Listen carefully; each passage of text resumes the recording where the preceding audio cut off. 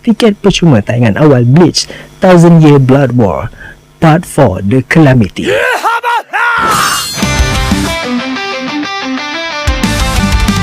Nak tak? Okey, nak kena tengok video ni sampai habis lah.